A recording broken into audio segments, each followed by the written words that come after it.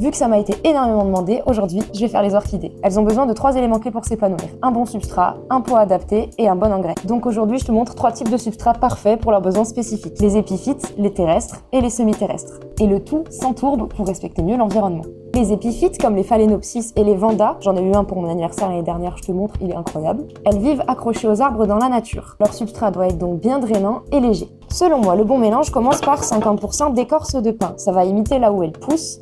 Par contre, l'écorce de pin, il faut qu'elle soit stérilisée. Tu peux le faire toi-même. Tu as juste à les laisser bouillir pendant 15 minutes, puis les laisser sécher avant de les utiliser. Si tu achètes de l'écorce de pin pour paillage, comme je le fais d'ailleurs, la stérilisation est indispensable pour éliminer les parasites et les champignons. Ensuite, j'utilise 20% de sphaigne. Elle retient bien l'humidité et puis ça va éviter que les racines se dessèchent. Après, j'utilise 20% de perlite. Ça va améliorer le drainage et éviter que l'eau stagne. Et enfin, optionnel mais indispensable selon moi, le charbon actif. Il va absorber les toxines et prévenir des moisissures.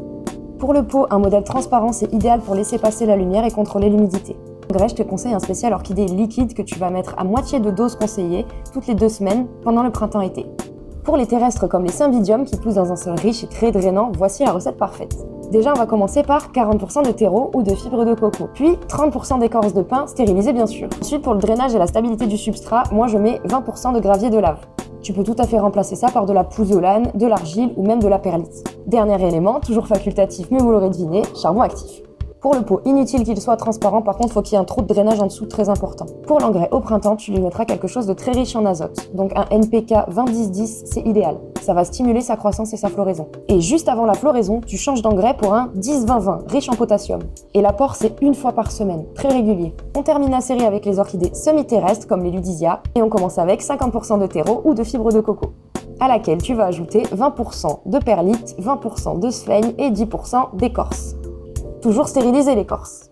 C'est pas pour forcer, mais tu peux mettre du charbon actif dans ton mélange. Au niveau du pot, tu l'auras compris, c'est une terrestre, pas de pot transparent.